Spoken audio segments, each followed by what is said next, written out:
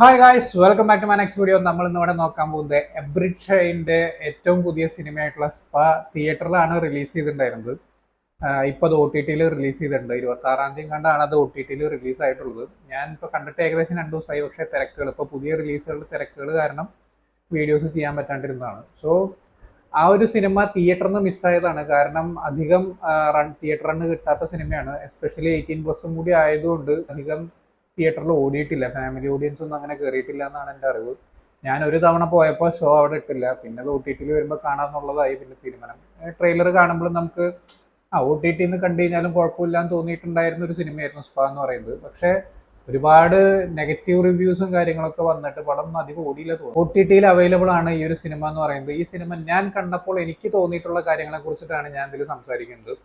ഈ ഒരു സിനിമ സംസാരിക്കുന്നത് സമൂഹത്തിൽ നടക്കുന്ന കപട സദാചാരങ്ങളുടെയും അതുപോലെ തന്നെ സെക്ഷൽ ഡിസയറിന്റെ വെർസറ്റൈലിറ്റി ഒക്കെയാണ് ഈ ഒരു സിനിമ സംസാരിക്കുന്നതൊക്കെ. അത് ഓരോരുത്തർക്കും ഓരോ രീതിയിലാണ് തോന്നുന്നത്. ചിലപ്പോൾ അത് സ്വന്തം ഭാര്യമാരോട് പറയാനുള്ള ബുദ്ധിമുട്ട്, ചളിപ്പൊക്കെ കാരണം അവരത് ഉള്ളിൽ അടക്കി വെക്കുകയും പിന്നെ പുറത്തെ സമൂഹം എന്ത് വിചാരിക്കുന്നൊക്കെ പറഞ്ഞിട്ടുള്ള കുറെ ആൾക്കാർ വേറെയുണ്ട്.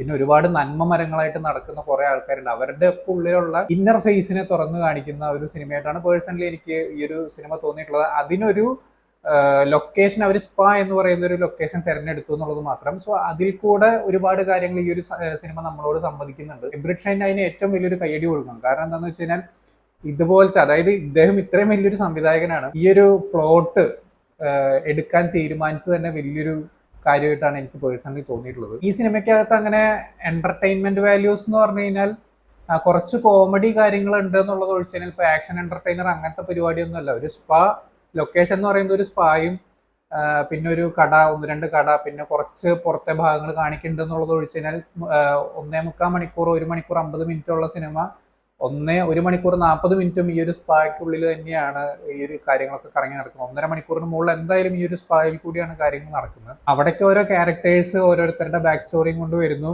അവിടെ പിന്നീട് നടക്കുന്ന ജഗപൊക കാര്യങ്ങളൊക്കെയാണ് പിന്നെ ഈ ഒരു സിനിമ സംസാരിക്കുന്നത്. അത് പക്ക അഡൾട്ട്സ് ഓൺലി പരിപാടികൾ, ഡയലോഗുകളാണെന്നുണ്ടെങ്കിലും വിഷ്വൽസ് ആണെങ്കിലും ഒക്കെ അങ്ങനെ തന്നെയാണ് പിടിച്ചിട്ടുള്ളത്. സോ അത് മനസ്സിരുത്തി വേണം ഈ ഒരു സിനിമ കാണാനിരിക്കുന്നവർ കാണാൻ. അത് ആദ്യമേ പറയുന്നു.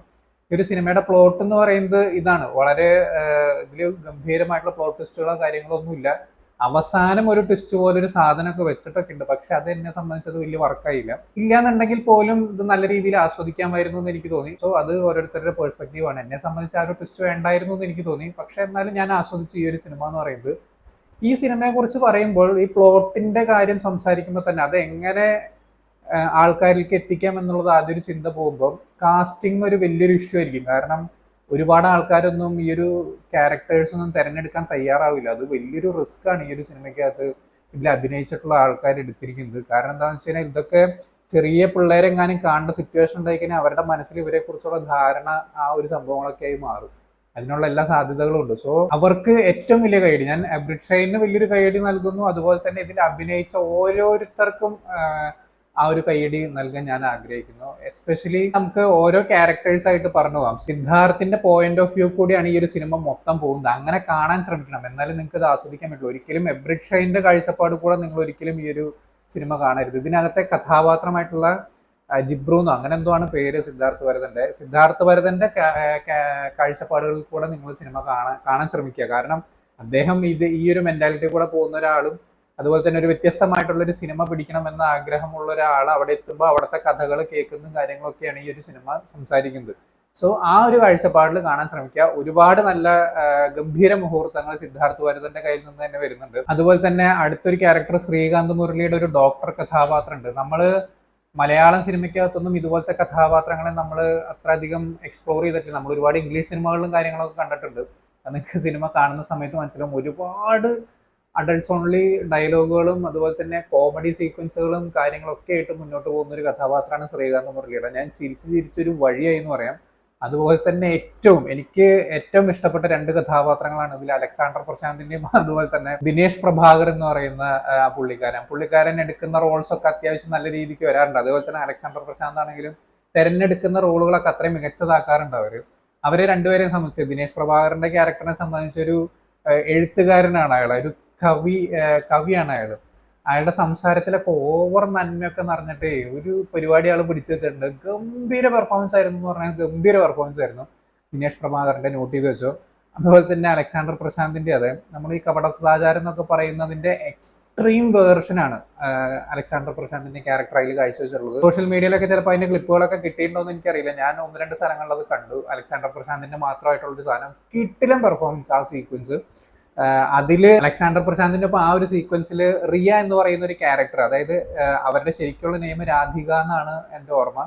ആ ഒരു ക്യാരക്ടർ അഭിനയിച്ചു വെച്ച പുള്ളിക്കാരത്തി ഈ സിനിമയിൽ ഉടനീളം ഒരു ഗംഭീര പെർഫോമൻസ് കാഴ്ചവെച്ചിട്ടുണ്ട്. അതുപോലെ തന്നെ ജെനിഫർ എന്ന് പറഞ്ഞ ക്യാരക്ടറിൽ എത്തിയിട്ടുള്ള ശ്രുതി മേനോന്റെ ആ ഒരു ക്യാരക്ടർ, അതും ഗംഭീര പെർഫോമൻസ് ആയിരുന്നു. അവർക്ക് കുറച്ചും കൂടി കാര്യങ്ങൾ ഈ ഒരു സിനിമയ്ക്കകത്ത് ചെയ്യാനുണ്ട്.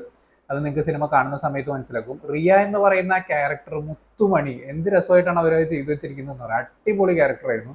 അതുപോലെ തന്നെ റിസപ്ഷനിസ്റ്റ് ആയിട്ട് വന്നിട്ടുള്ള സ്വീറ്റിയുടെ ക്യാരക്ടർ അവതരിപ്പിച്ചിട്ടുള്ള ഉജിത എന്ന് പറഞ്ഞിട്ടുള്ള ആ ഒരു നടി, അവരും ഗംഭീരമായിട്ട് അവർക്ക് കിട്ടിയ സാധനം അവർ വളരെ ഡീസെന്റ് ആയിട്ട് അവർ ആ റിസപ്ഷനിസ്റ്റ് ആയിട്ട് പൂജിത എന്ന് പറയുന്ന ആക്ട്രസിന്റെ ഒപ്പം വേറൊരു ലേഡിയും കൂടി ഉണ്ട്. അവർ രണ്ടുപേരും നന്നായിട്ട് ചെയ്തു വെച്ചിട്ടുണ്ട്. അതുപോലെ തന്നെ 2 ഗുണ്ടകളുണ്ട് ഇതിനകത്ത്, സ്പായ്ക്ക് വേണ്ടിയിട്ട് തമ്മിത്തല്ല് വന്ന 2 ഗുണ്ടകൾ അടിപൊളിയായിരുന്നു. പിന്നെ എടുത്തു പറയേണ്ട ഒരു ക്യാരക്ടറാണ് വിനീത് തട്ടിലിന്റെ ക്യാരക്ടർ. വളരെ നിഷ്കളങ്കനായിട്ടുള്ള ഒരു പാവം പിടിച്ചൊരു മധ്യവയസ്കനായിട്ടുള്ള ഒരു ക്യാരക്ടറാണ്. അയാളെ സംബന്ധിച്ച് ഈ വക പരിപാടികൾ എന്നൊക്കെ പറഞ്ഞു കഴിഞ്ഞാൽ വളരെ പാപം, അങ്ങനെ എങ്ങനെ എന്നൊക്കെ പറഞ്ഞു പോകുന്ന അത്രയും നിഷ്കളങ്കനാണ്. അയാൾക്ക് പ്രേമിക്കാൻ അറിയില്ല, ഒരു പെണ്ണിന്റെ മുഖത്ത് പോലും നോക്കാൻ അറിയാത്ത ഒരാൾ സ്പായിലേക്ക് ഒരു മസാജിങ്ങിന് വന്നതിന് എന്താ സ്ഥിതി എന്നുള്ളത് ആലോചിച്ച് നോക്കുക.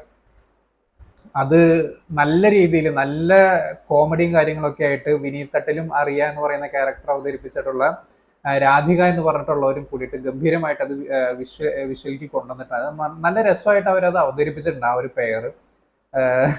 വിനീത് തട്ടിലിന്റെ ക്യാരക്ടർ ഇവര് പ്രേമിക്കുന്ന ഒരു സീക്വൻസുകളും കാര്യങ്ങളൊക്കെ ഉണ്ട്. അതിനോടനുബന്ധിച്ച് ഒരു പാട്ടൊക്കെ വരുന്നുണ്ട്. അത് വേറൊരു വൈബിലിരുന്ന് കണ്ടുകഴിഞ്ഞാൽ നിങ്ങൾക്ക് നല്ല രീതിയിൽ ആസ്വദിക്കാൻ പറ്റുമെന്ന് എനിക്ക് തോന്നുന്നു. അതുപോലെ തന്നെ ഇതിന്റെ മ്യൂസിക് ചെയ്തിരിക്കുന്നത് ഇഷാൻ ചബ്ര എന്ന് പറഞ്ഞിട്ടുള്ള ആളാണ്. ആള് ഏകദേശം ഇതുപോലത്തെ പടങ്ങൾ, ഇതുപോലത്തെ എന്ന് പറഞ്ഞു കഴിഞ്ഞാൽ ഈ ഒരു എന്താ പറയാ ക്യാൻവാസിലുള്ള സിനിമകളാണ് ചെയ്യാറുള്ളത്. ഓൾമോസ്റ്റ് കുറെ സാധനങ്ങൾ അങ്ങനെയാണ്, വലിയ ക്യാൻവാസുകൾ ചെയ്തിട്ടുള്ള കുറവാണ്. പക്ഷെ കിട്ടുന്ന സാധനങ്ങളെല്ലാം അയാളുടെ ഫിലിമോഗ്രഫി പരിശോധിച്ച് തന്നെ നിങ്ങൾക്ക് മനസ്സിലാവും അത്യാവശ്യം നല്ല രീതിക്ക് പണിയെടുക്കുന്ന ഒരാളാണ്. മനോജും സ്വരൂപ് എന്ന് പറഞ്ഞ 2 ആൾക്കാരാണ് ഇതിന്റെ സിനിമോട്ടോഗ്രാഫിയും എഡിറ്റിങ്ങും ചെയ്തു വെച്ചിരിക്കുന്നത്. OTTക്ക് വേണ്ടിയിട്ടുള്ള പോലത്തെ ഒരു മേക്കിംഗ് ആണ് പേഴ്സണലി എനിക്ക് തോന്നിയിട്ടുള്ളത്. ലൊക്കേഷനും കാര്യങ്ങളൊക്കെ അവതരിപ്പിച്ചിരിക്കുന്നത് നല്ല രസമായിട്ടുണ്ട്. കാരണം ലൊക്കേഷൻസ് ഒക്കെ വളരെ കുറവാണ്. പിന്നെ ഞാൻ പറഞ്ഞ സ്പായും ഒരു മരമില്ല്, അതുപോലെ തന്നെ 1-2 ലൊക്കേഷൻ കൂടി ഉള്ളൂ. അതിൽ 1.5 മണിക്കൂറിന് മുകളിൽ സ്പായ്ക്കകത്ത് നടക്കുന്ന കുറെ കാര്യങ്ങളാണ്. സോ അത് ഇവരെ കൊണ്ട് ചെയ്യാവുന്നതിന്റെ മാക്സിമം വർക്ക് വലിയ സ്ട്രെസ് ഒന്നും ഇല്ലാതെ ചെയ്തതായിട്ടാണ് പേഴ്സണലി എനിക്ക് തോന്നിയിട്ടുള്ളത്. മോശം എന്ന് പറയാൻ ഇല്ല അവിടെ. ഞാൻ നേരത്തെ പറഞ്ഞു ഇതിന്റെ നെഗറ്റീവ് എന്നല്ല ഞാൻ പറഞ്ഞത്. ഇത് വേണമെന്നുണ്ടെങ്കിൽ ആ ക്ലൈമാക്സിൽ ആ ഒരു പ്ലോട്ട് ട്വിസ്റ്റ് പോലെ ഒരു സാധനം കൊണ്ടൊന്നൊക്കെ വേണമെങ്കിൽ ഒഴിവാക്കുമായിരുന്നു. കാരണം ഇത് ഇങ്ങനെ പ്ലെയിൻ ആയിട്ട് പറഞ്ഞു പോയി കഴിഞ്ഞാലും മനസ്സിലാക്കേണ്ടവൻ ഇത് മനസ്സിലാക്കിയിട്ടുണ്ടാവും എന്തായാലും ഈ ഒരു സിനിമ എന്താണ് പറയാൻ ഉദ്ദേശിച്ചിരിക്കുന്നത് എന്നുള്ളത്. അത് ഗംഭീരമായിട്ട് നല്ല രീതിക്ക് വൃത്തിയിൽ എഴുതി വെച്ച് എടുത്തു വെച്ചിട്ടുണ്ടെന്നാണ് പേഴ്സണലി എനിക്ക് തോന്നിയിട്ടുള്ളത്. 18 വയസ്സിന് മുകളിലുള്ള എല്ലാ ആൾക്കാരും കണ്ടിരിക്കേണ്ട ഒരു സിനിമയായിട്ട് തന്നെയാണ് പേഴ്സണലി തോന്നിയിട്ടുള്ളത്. സോ ആ ഒരു മൈൻഡിലിരുന്ന് കണ്ടുകഴിഞ്ഞാൽ നിങ്ങൾക്ക് ആസ്വദിക്കാൻ പറ്റുമെന്നാണ് എനിക്ക് പേഴ്സണലി തോന്നിയിട്ടുള്ളത്. നല്ലൊരു സിനിമയാണ്. എന്നെ സംബന്ധിച്ച് എബ്രിക്ഷയുടെ വൺ ഓഫ് ദ ബെസ്റ്റുകളിൽ ഒന്ന് എന്ന് വേണമെന്നുണ്ടെങ്കിൽ വിശേഷിപ്പിക്കാം. കണ്ടന്റ് വൈസ് ആണ് ഞാൻ പറഞ്ഞത്.